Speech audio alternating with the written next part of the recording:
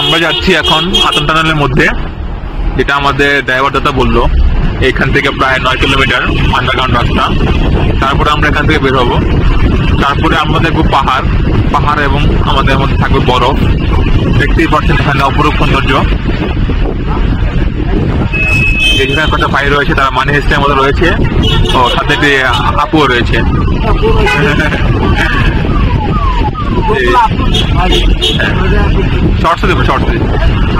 আমরা এসে বলছি আটান টানা রোডে। এখান থেকে যাবো আমরা মাত্র 9 কিলোমিটার আন্ডারগ্রাউন্ড রাস্তা। এই যে আমরা ঢুকছি এখন। এরপরে আজকে রওনা আমার এই সৌন্দর্য 3 ঘন্টা পরে আবার দেখা যাবে সৌন্দর্য গুলা। আমরা এখন আছি আটান টানের মধ্যে। পাহাড় কেটে টানা তৈরি করা হয়েছে, যা তৈরি করা হয়েছে কিভাবে তা একটি আশ্চর্যের বিষয়। এবং এতে যে কত শ্রম মেধা খরচ হচ্ছে তাকে দেখিয়ে বোঝা যাচ্ছে।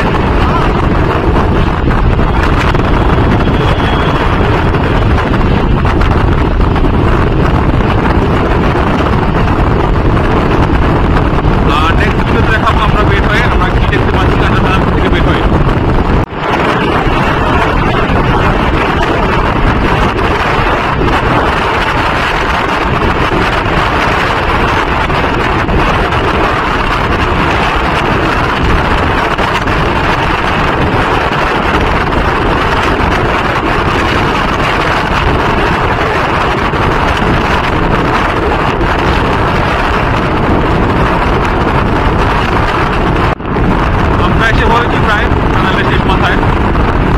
আর একটু পরেই টানেল থেকে আমরা বের হয়ে যাব। দেখা যাক কি অপূর্ব সৌন্দর্য অপেক্ষা করছে আমাদের জন্য।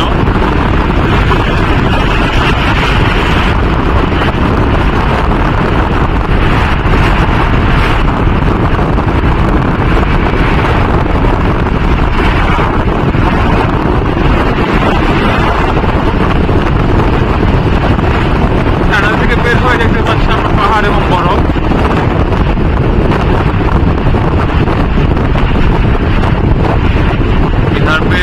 এখানে কি রয়েছে পুলিশ স্টপ চেকিং এর জন্য। এখানে একটি স্বর্গীয় সৌন্দর্যের একটি জায়গা। এইখান দিয়ে দেখা যাচ্ছে আরো একটি সৌন্দর্য জায়গা, অত্যন্ত সুন্দর একটি জায়গা। হ্যাঁ, আরে নেট পাচ্ছে না। আমরা এখন যাচ্ছি পোশাকের দিকে। দেখতে পাচ্ছেন ঠিক আমার মাথার উপরে রয়েছে এখানে মেঘ, মেঘের উপরে পাহাড়। আমরা এখন রয়েছি ঠিক মেঘের মাঝখানে। চারিদিকে অপরূপ সৌন্দর্যের একটি দৃশ্য দেখা যাচ্ছে। এদিকে আবার মেঘ ডাকছে, এর উপরে বিদ্যুৎ চমকানোর একটি শব্দ পাওয়া যাচ্ছে।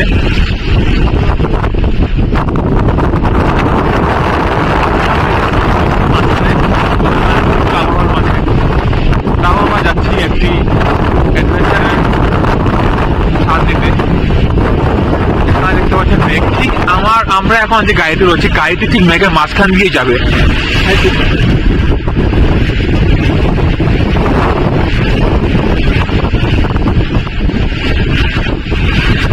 খুব সুন্দর এখানে।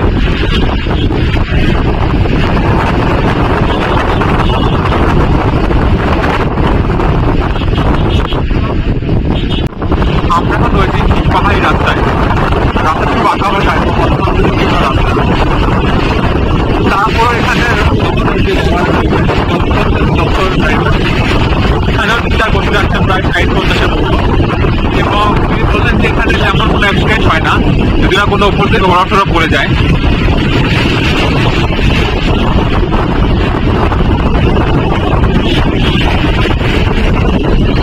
আমাদের পাহাড়ে নিচে মেঘ না অনেক থাকে।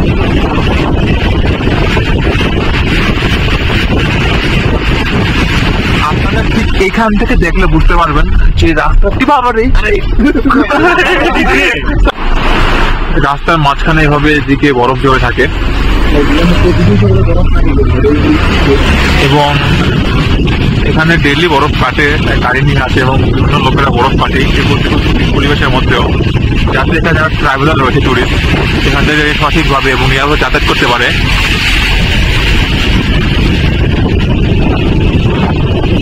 দেখতে পাচ্ছি কিছু পাহাড় হয়েছে এবং রাস্তার মধ্যে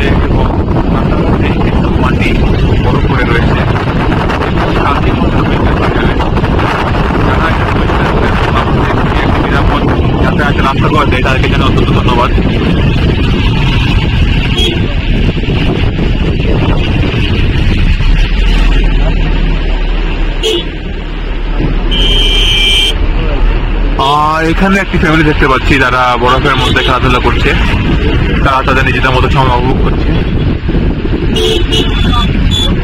এবং বরফের মাঝে কথা বলতে বলতে নাক গলা প্রায় বসে গিয়েছে আমার। দিয়ে উপরে যাব, উপরে গিয়ে ওখানে গিয়ে আমরা জায়গাটা এক্সপ্লোর করব এবং কিছু ফান অ্যাক্টিভিটিস করব এবং যতটুকু সম্ভব আপনাদের সকলকে দেখানোর চেষ্টা করব। এবং এখানে অত্যাধিক ঠান্ডা এবং জানি না ক্যামেরায় বোঝা যাচ্ছে নাকি, এখানে কিন্তু স্নোফল হচ্ছে এবং স্নোফলগুলো বেশ ভারী।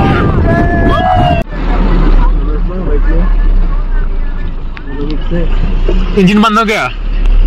इंजन बंद हो गया? नहीं, स्किड कर रही है। स्किड कर रही है। किस लगा है?